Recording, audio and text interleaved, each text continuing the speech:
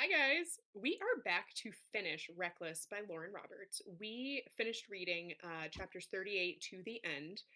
Just in case you're hopping in here, weird decision. There are other episodes, go watch those. But we are about to spoil the entire ending of Reckless, and that includes the rest of Reckless that came before this, as well as Powerless and Powerful. So if you read Reckless and you haven't read Powerful, we are probably going to ruin that for you as well. We're gonna just jump right into the end. And usually we try to do things a little more chronological or like save the big thing for last. I don't think that we can in this situation because I can't help but ask myself, why were we right? Like, I wasn't surprised at the end, but at the same time, I wanted to be, and I wasn't. Like, were any of you really surprised when he pro- he didn't even really propose? He was just like, "You will marry me," and I was like, "Ah, yes." This was the only way this book could end. How did you guys feel, Jamie? How did you feel? What? What? But were you surprised? It was leading up to it, and the pages got lost less and less, and obviously Yeah. he had the box in his pocket, and, like, who else would it be? Literally, as soon as she was like, "Oh, there's a weird ring-shaped box in his pocket," I was like, "God damn it!" So observant. There's those psychic skills. Literally, the first example of saying, actually, no, there was like a one right beforehand where she was like, "Look, I can read you," to Kai, and I was like, "Oh, look, you can do that." The first time all book. This is the second time all book. To be fair to Peyton, there were not many other people in this story for her to use her psychic abilities on. Like, I would say at least half of this book was just the two of them, doing stuff just the two of them. So she didn't have like a lot of opportunities to use her cool psychic abilities on other Yeah, people. Yeah. I mean, I feel like we talked about it multiple times in previous episodes that it felt like this probably was what was going to happen. And we talked about like maybe Blair, and it was like, you know what? Every scene we kept seeing with Kit when he hadn't proposed to like Blair or some other like royalty rando, I was like, there's no way that this doesn't end this way. Like it has to. Like the ring's got to go somewhere, and there's only one place it can go. But what I want to ask is why? Why do we have who? What are we thinking? I just think there has to be something that we don't know about Peyton's background, right? Like, that's why they made her an orphan. Like, that Callum must know because he was best friends with Peyton's dad, and it's all gonna tie back to the king being like, "I had a use for you," right? Like, everyone has to know this big thing about Peyton? Question mark. Okay, let's roll with that. Because my concern, if we go that route, if there's like a, oh, Peyton is like a, she's a long lost like princess or whatever, so this makes sense. What would keep her from marrying Kit? Like, what would keep him from being like, yeah, this has to happen? Because I do not see how in Fearless we get to the last page and Kit and Peyton are together. Like, I don't see that happening in the series. Oh, yeah, I mean, like, I don't see that happening either, where Kit and Peyton would be endgame. Right. But like Elena said, That there's would be a twist. definitely yeah. Or even just like forced together. Like I don't see an end where it's just like, oh, this is how it has to be, end scene. Like I won't know what I have spent my life on if I've read these 3.5 books and that's the end. Oh, there's something in her background that we don't know. And of course it's gonna be like just introduced in the next book and not like build up in the past books. At least At we least do that's know what I that she's think. an orphan. Like that Yeah. was introduced in this book. And I thought that I twist just was really cool, it was personally. cool, but I don't like that she didn't question. This is like the second time she didn't question things.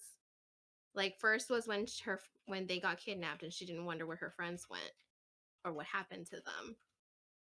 And then this time it was like, okay, my dad, which by the way, which is a little annoying, where she goes, my dad's a stranger. Like, he's not my dad, my real dad. I'm like, girl, yes, he is.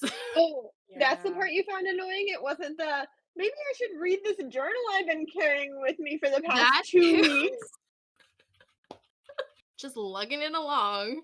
I like how she was just like ripping it too, like it was just like nothing, no big deal.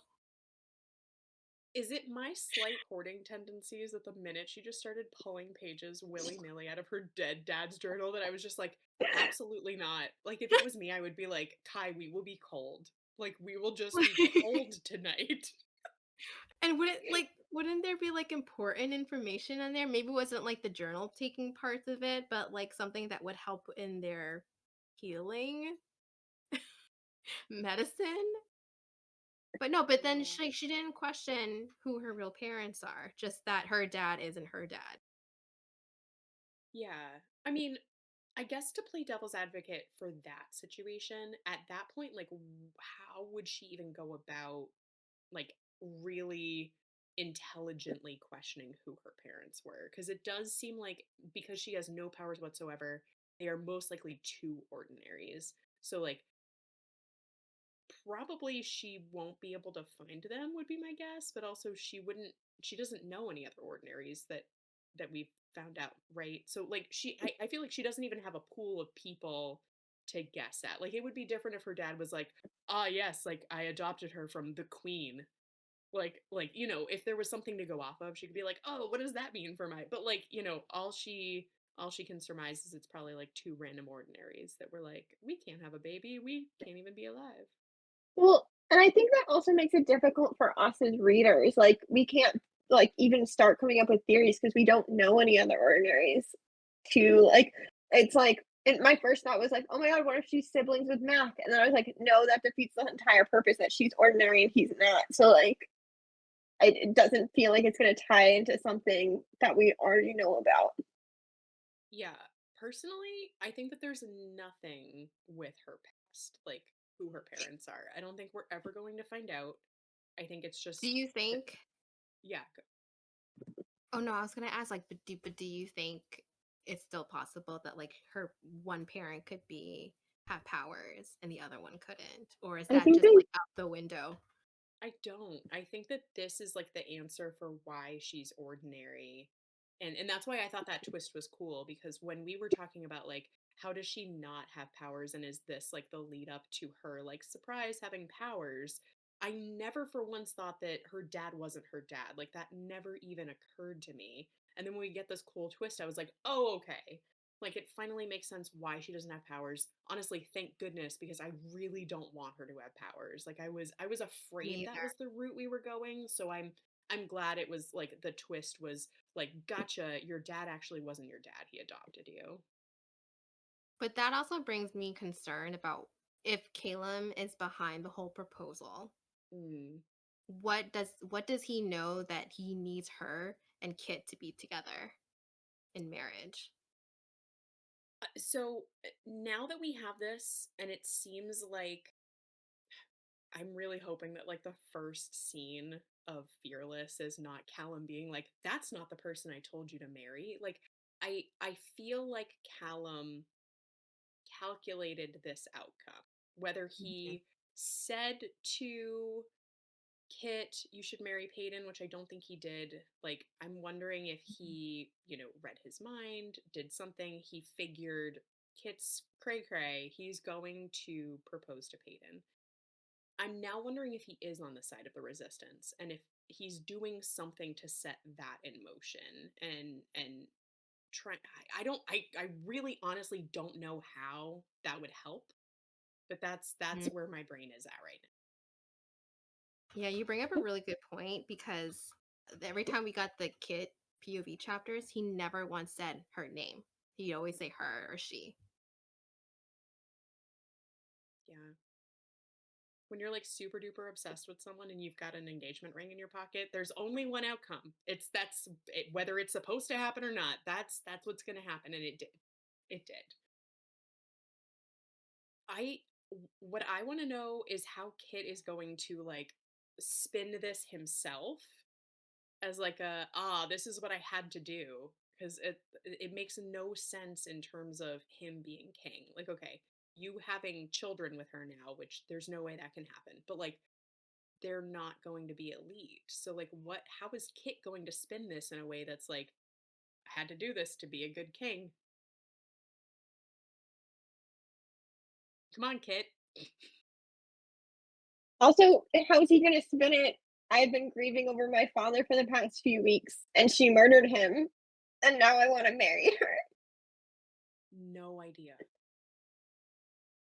Because like the only thing that would make sense is if he was like, this is some sort of punishment to her.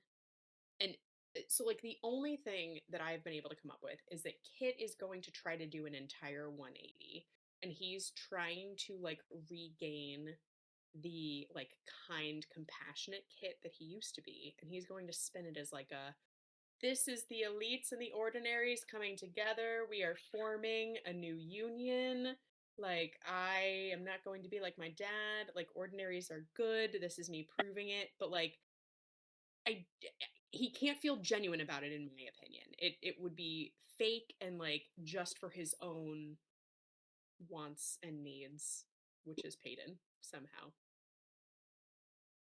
It doesn't make sense at all. It does if you're crazy. Well, right. And like that's the other thing is like maybe Callum doesn't have this like big plan, and maybe it is literally Kit just like going off the deep end, which I do think Reckless did a good job of, was showing how crazy Kit is. And maybe he just is like, fuck it, Ilya. I'm gonna do what I want. And what I want is Peyton Gray. That's it. I don't have to answer to you. Speaking of things that don't make sense, does Kai not know who Callum is? He doesn't seem to recognize his name when they read it in the journal, which did seem very weird. Maybe, Yeah, yeah, maybe the mind reader is just like closer to the king. well, but Kid just made it seem like he was super well known. He was like, "Oh, my dad's long-term advisor who's, like, always been here giving advice." That's true, yeah. Is there a world in which Callum can alter minds? Like, is he not just a mind reader? Could he have infiltrated the castle after Kai left and like planted himself in Kit's mind, and he actually isn't like the long standing like mind reader of the castle? Maybe. I keep coming back to that just from a it would make other things make sense, like the whole Hayden not remembering that it was Kai that killed her dad. The only way that would make sense to me is if, like, someone altered her memory. That's really So, fair. like, I think if it does come out that Callum can alter memories, I'll have to take back a lot of things that I've said about, like, that don't make sense. We would have to make Lauren Roberts cookies. Like, we'd have to send her apology cookies. Like, "Oh, it's all been a long con this whole time, our bad." Like, you probably haven't watched our podcast, but like if you have, I'm so sorry. I That would also be a cool wanna twist.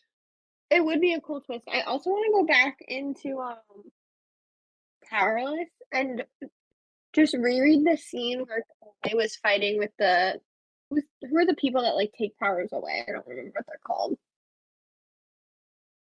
Um, I'm also forgetting. I'm trying to look it up. So anyway, like, when Kai's practicing with that person, I can't remember because that's the first time he acknowledges that his dad Silencer. keeps, like what? Silencer, sorry. Silencer. Yep. That his dad keeps one of each of the fatals on retention, which we still only know 2 of the fatals. We still only know Mind Reader is the 3rd one on there, Jamie? What's the 3rd fatal? Um, So fatals, one of each in possession of the king, controller, mind reader, and silencer. Okay, controller. We haven't seen a controller yet. Manipulate others. Interesting. Hmm. I feel like it's weird that that hasn't come into play yet. Maybe it will. But anyway, I feel like when he's fighting the silencer, I can't remember if he like makes a comment being like, I don't even know his name. Like I refer to him as the silencer. Or if that's just in my head. In which case maybe he just doesn't know Callum's name. I don't remember there being anything about like we can't know their names, but I also don't remember Kai like saying like, "Oh yeah, George the Silencer was really No, helpful." he always called him the silencer, I think. Yeah, I think And Yeah. like Kai does make it a point to not learn people's names. Mm. So yeah, maybe it's possible. It does seem strange that he didn't comment on Callum when he read that in the journal with Peyton. But yeah, maybe he Yeah. just doesn't know his name or chose to forget it. Yeah, very interesting. Um but yeah, that's all I had to say about the proposal. Does anyone want to scream about it more?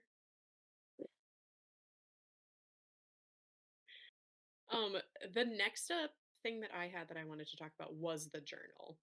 And I don't know that we talked about it enough in that the other thing that we learned about in the journal was the journal is proof, and I'm using air quotes for people listening, was proof that the ordinaries are not diseased.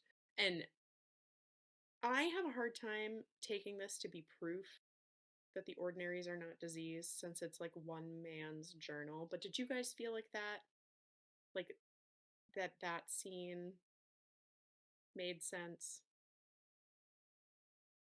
it's another situation where I was like, this information would have been really helpful to know at the outset. Like I feel like it was never like super clearly communicated that it was a big healer cover up and that they were all like under all being bribed by the king. So we were just like, why does everyone believe this? Like I don't understand. And then like we're almost all the way through book 2 and it's like, oh by the way, like the king has bribed everyone like all the healers to back him up. Yeah, I mean, I thought that it was neat that we learned that, like it was confirmed in this. I was really surprised that Kai had such a like visceral reaction to learning it in that they like he immediately trusted Hayden's dad. And they even talked about like using the journal as proof. And I was like, I feel like one man's account of how this went down wouldn't stand up in like the court of law. I mean, So he also said he was going to interrogate healers himself. So I feel yeah. like that would help. I think it would have been a little bit more believable if he had like started questioning it more seriously, like leading up to reading the journal. Hmm. Because he like very much immediately has a reaction where he goes, "Oh, this makes sense. That feels like something my dad would do." Where he could have like in the chapters leading up to it been like, "Oh, we have like been living with ordinaries, and like, is the disease a real?" Like, I think he had that one moment, like maybe in book 1, where he was like, "The disease doesn't really make sense," and then has never thought it ever again. Yeah. Um, on the other hand, I did appreciate that Kai seemed to like inherently trust Peyton's dad and had his like own little like quarter life crisis where he was like, "Oh crap, I've killed all these people for absolutely no reason." Like that was a nice growth Correct. moment for him. Yeah, it was very human. Um, I also wanted to discuss Kai's mom. Oh, yes. Go on. Again, okay. And you guys can tell me that I'm being callous because I know this came up in the last episode. I do not buy the dying of a broken heart thing. And going into this scene, I was like, oh, this is going to be like really crushing and hard to read because this woman loved her husband so much. Did she seem like she wasn't dying at all to you guys? Like she was just like, oh, woe is me, all my life. I will pass away now. Like And I don't know if that was just like me being callous and not caring, or is she actually not dying and there's something there? Like, is there something else happening with her? She also was just vibing. She was like, "Also, Kit, come back and visit me. Like, You come look hang like out." you look like my dead husband. Exactly like That it. was so It was weird. creepy. So it, and I feel like it's specifically because he's not her kid. Like, I could see it if it was like, ah, my son that I love, you remind me so much of your father, like we can mourn him together, you and I. But yeah, I also got really creeped out when multiple times she was like, you look just like my dead husband that I'm dying of from missing so much. And I was like, ooh. I I also was like, just feel like, oh, what? well, what do you feel like? I just feel like she, like, has that moment where she's like, "And I know I haven't treated you the best like a son, but, like, I regret." I'm like, "Why wasn't that built upon at all before this?" Like, literally at all. Right. Why are we just seeing you now after not seeing you at all? Or is there like something nefarious? Like, is she in on something? And is I she don't buy working with that. but like No.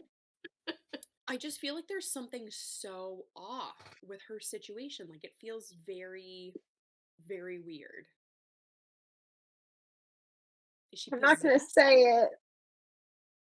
What do you say it? I just I'm trying to figure out what is going on with her, and it does not seem like she's done to me. I think she's just written like an NPC, like a Right, like she just doesn't I think have a that's really fleshed out personality. yeah, yeah. I was but actually I was like a little bit excited to see her Mm. because it was in Kit's POV and I was like, "Oh, we're finally get to see the queen again and like maybe she'll do something." No, she was an utter disappointment. Yes. We also like got to see Jax. Was anyone excited about seeing Jax? Yeah. love Yeah. Jax. Yeah. I was Why hoping did he would come up again in like the rest of this book and he would succeed in getting Kit out of his room, but to no avail. we literally got one Jax moment and one Andy moment in this entire book. And I really think that something about this book is like it just needed more characters. There was too much like characters in their heads or like one on one just Kai and Peyton. Yes. Yes. I feel like this book could have been half as long. Like half of it could have been cut and we could have gotten like more of what's going to happen in Fearless or just like Hmm. other things that were happening outside of these characters. But I am hoping that that's going to come in Fearless. Like I have to assume that now we've got this weird situation where Kit thinks he's gonna marry Peyton, and I have to assume at least the beginning Peyton's going to like kind of go along with it to figure out what's going on, and then Kai's gonna be in the background being real upset and sad. And I'm hoping we're gonna get like Andy and Jax and other people that are like, this be weird, and they're going to help them like figure it out. Hopefully, because I also feel like the other thing that's weird is like we never saw Blair at all. Like No. book one ends with her murdering Peyton's best friend, and then just nope, she just exists somewhere. I didn't miss her. I'm not saying I missed her, but We want to have that confrontation between her Yeah. and Peyton, yeah, I think. now the confrontation is coming a book later. Hmm. Yes. Yeah. And that's what I have to assume is going to happen. Like, we're going to feel like we're going back to book one, where Peyton's going to be like in the castle doing her thing, and the other characters are going to be there doing their thing, and the interactions will hopefully help bring out more of the plot. You know who else we didn't see in this book? We did not see Mac.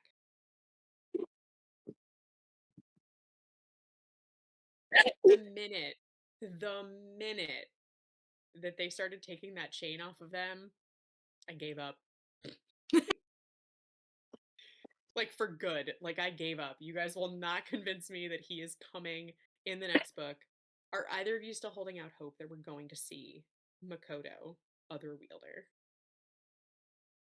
I want nothing more than to see him again and have him be Kai's secret brother. Like, is that too much to ask for like a It could little be, tie-in?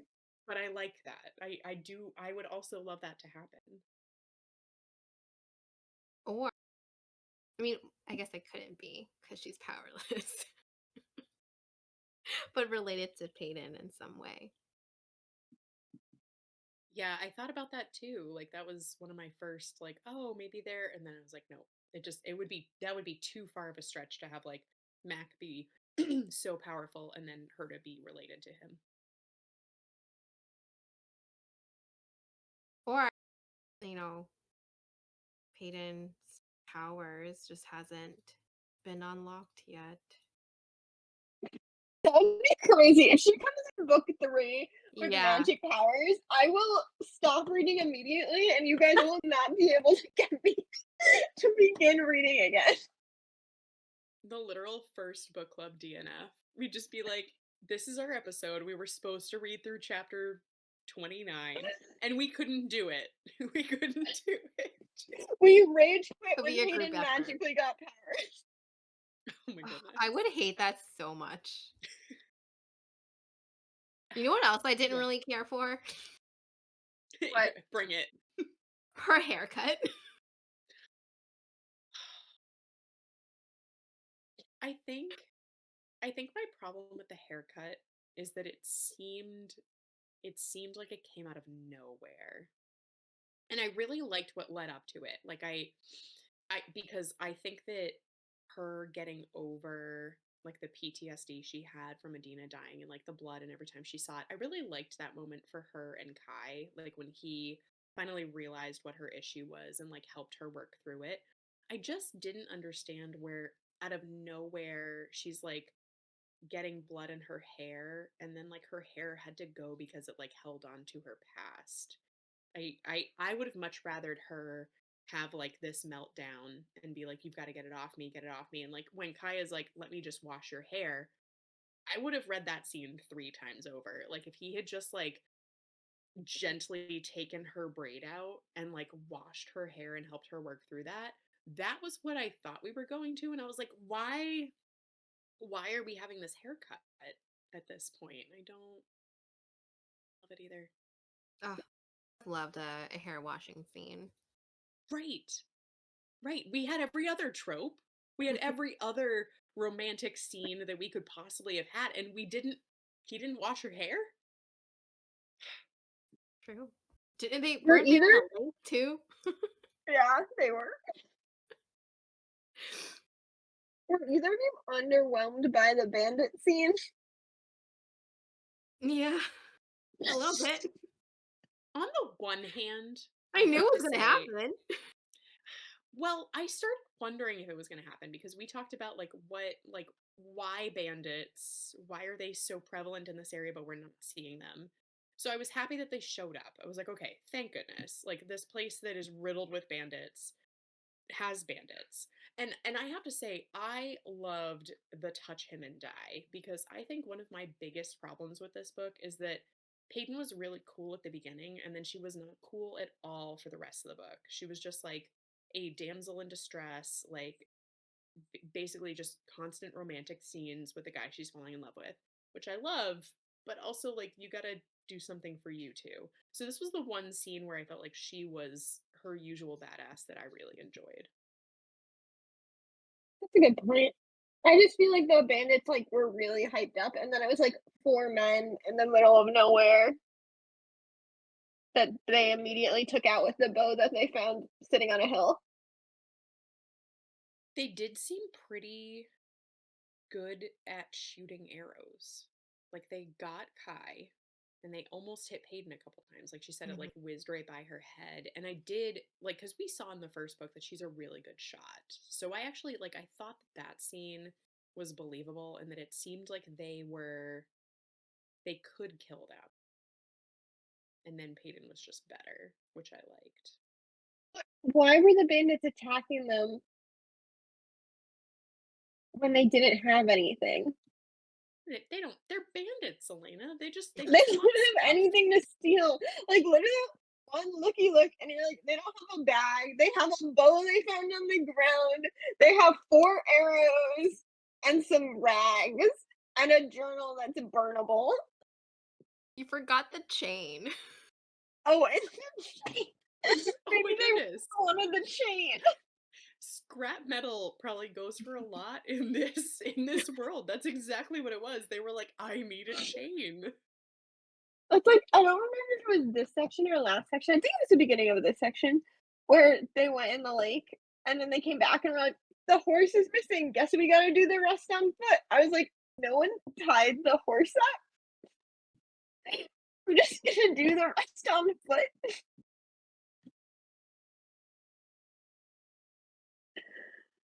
Yep, they did. They did the rest on foot. And then it didn't even take that long. After all the hype about how long it was gonna take.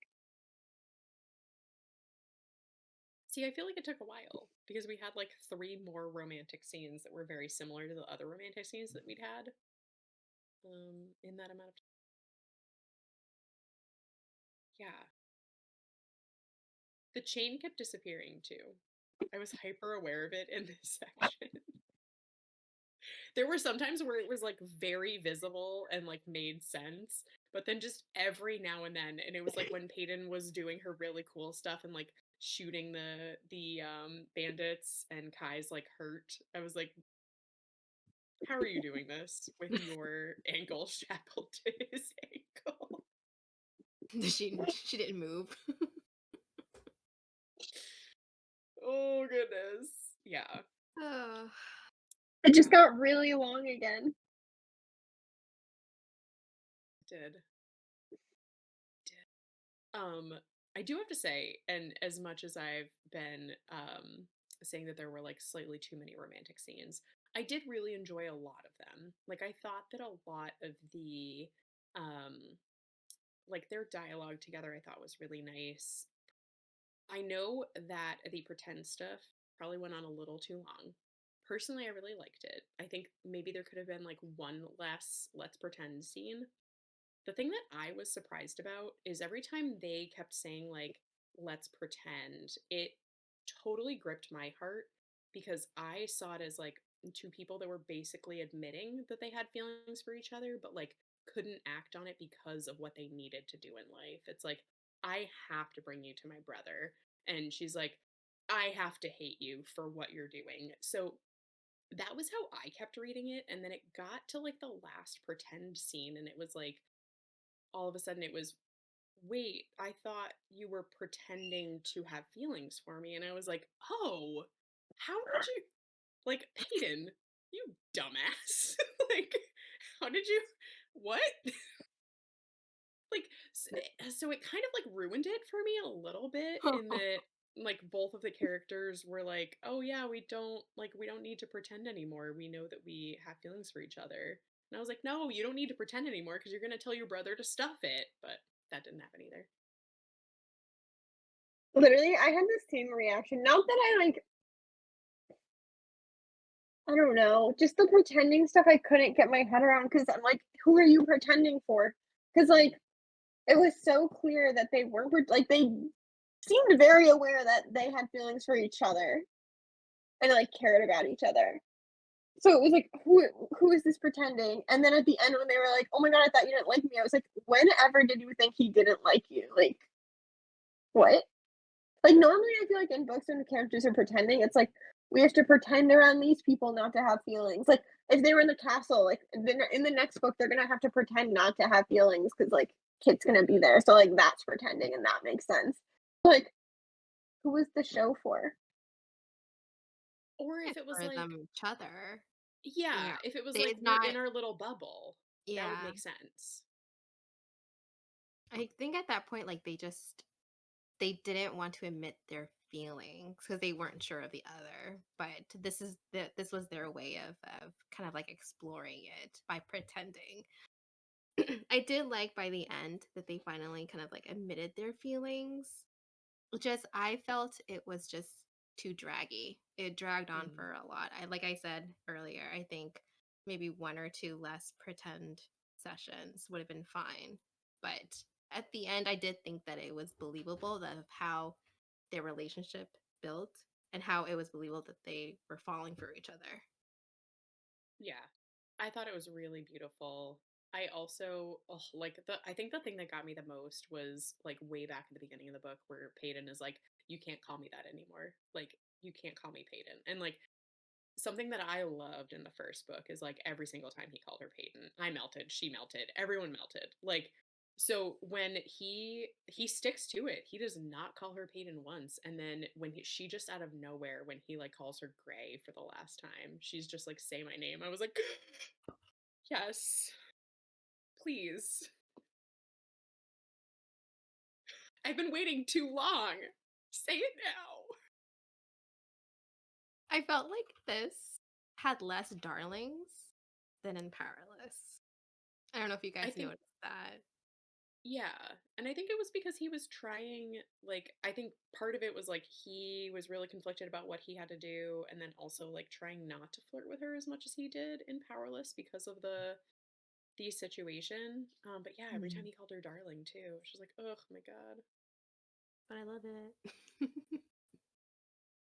Them admitting everything that they like liked about each other, like, and then making out. So cute. Oh my God. Except one of the things she listed were his eyelashes. She literally was like, "Oh, I like that you call me darling," and I like eyelashes was like number 2 that she listed. I was like, Was it? "It I think was."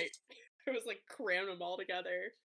The nose flick, the like when you flicked my nose, I really liked that. And then when he did it as they were walking to the castle.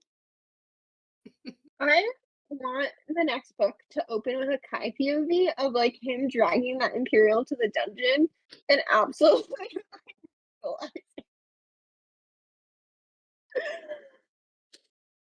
just taking out all of his aggression on this about the situation on that one Imperial. I Yes. could see that.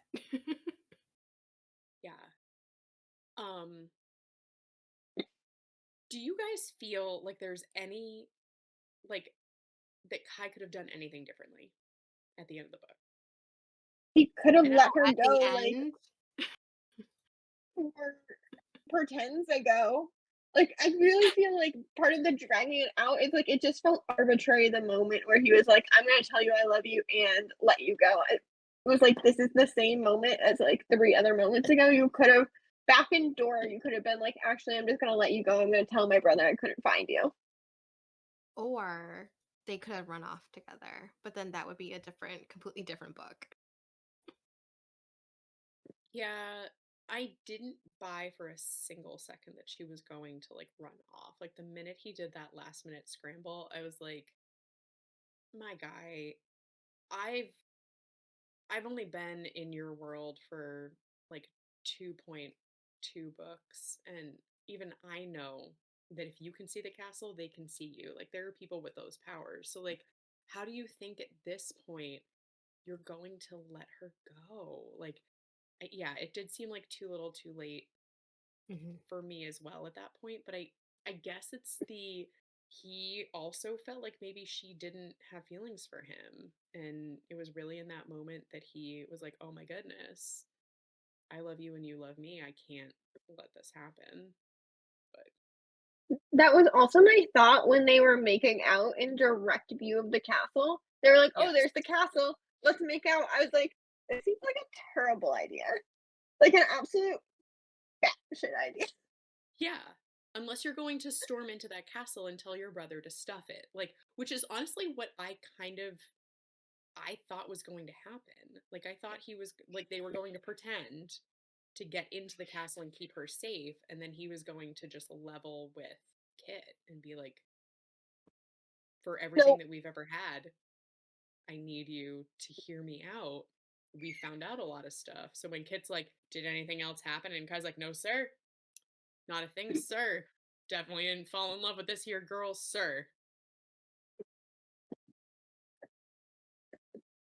Well, now they'll keep pretending in the next book. There'll be more pretends. Okay, I'm gonna be honest. I don't hate the Romeo and Juliet trope. Like, I can get behind it. It just can't last the whole book. Like, we can't go a whole Fearless, which is bigger than this one, and then somehow it takes all the way to the end for them to be like, ah, yes, we can be together now. We're at the point where either Kit needs to have a major change of heart or Kit needs to die. Like, is there another option? And I used to like Kit, so I don't want him to die, but and it also feels unrealistic that he's gonna have a major change of heart. Because I also think if he acts the same way in the next book that he did in this book for the entire book, and then at the end he's like, JK, I was wrong. I'm sorry guys. Like that's also gonna be a little bit eh. I personally am hoping that it is a believable character progression where he is going to realize, like, hopefully through both Peyton and Kai helping him, that, like, the ordinary disease is fake, his dad was an absolute asshole, and that, like, And Peyton loves Kai and Kai loves Peyton. And I hope that it's something that he's going to sort of, like, discover slowly and then be like, okay, I realize that I have been out of line and I want you two to be together. And I hope that's where we get to. But yeah, I think it's either he has a change of heart or he dies. There's no middle ground. Like, I don't see a world in which they're just like, no, we're going to run away or we're going to be together despite your wishes. yeah, and that's kind of where I'm hoping that Callum is secretly like evil and manipulative, because then it would make Mm. things make a little bit more sense. And Mhm. still provide a like bad villain without having to be Mm. a pain for the first half of this book. Although based on reviews of the third book, it doesn't seem promising.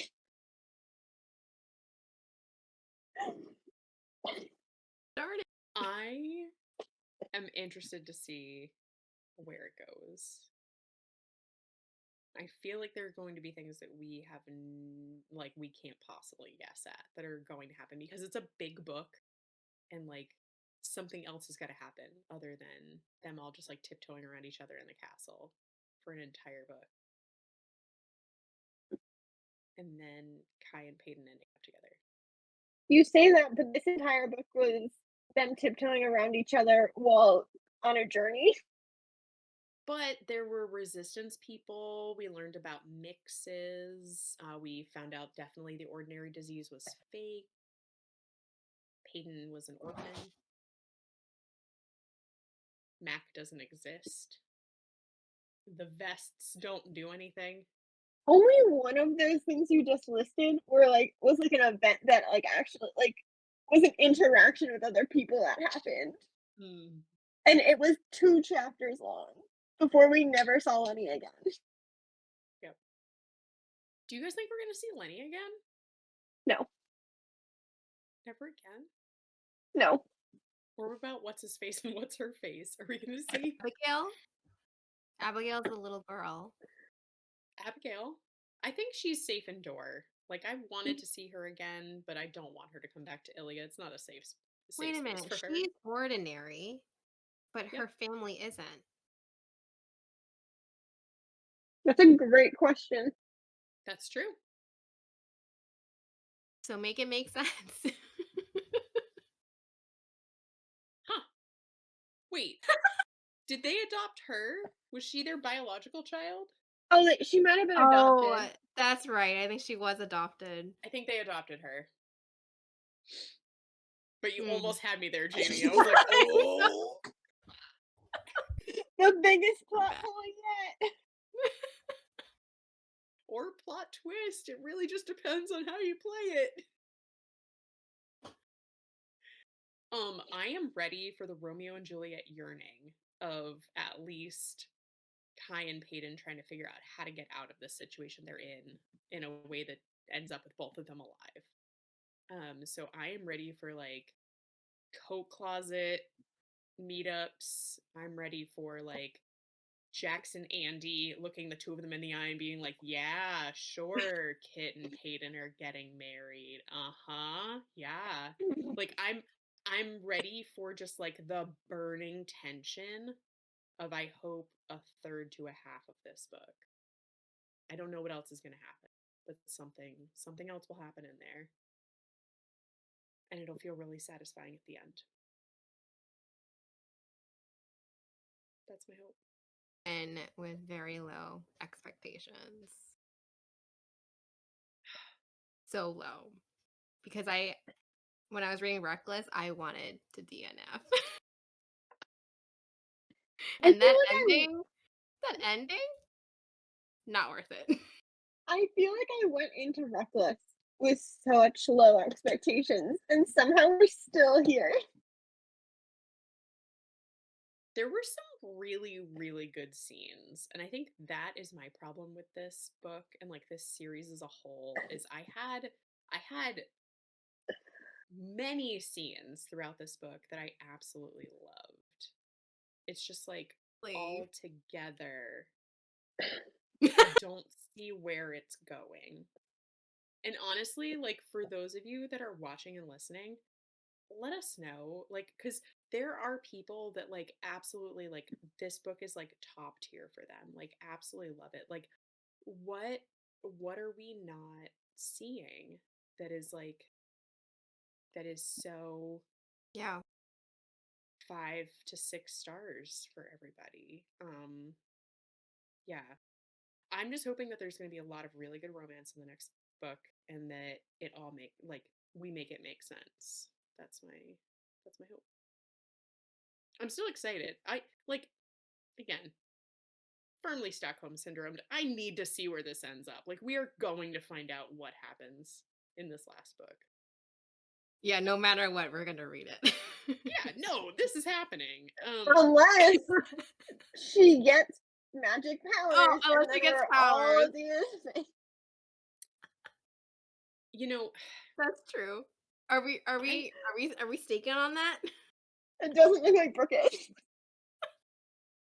I have DNF'd 2 books in my entire life. Think.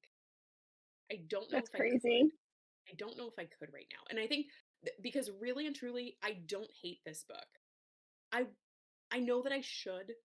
I want to, and I can't.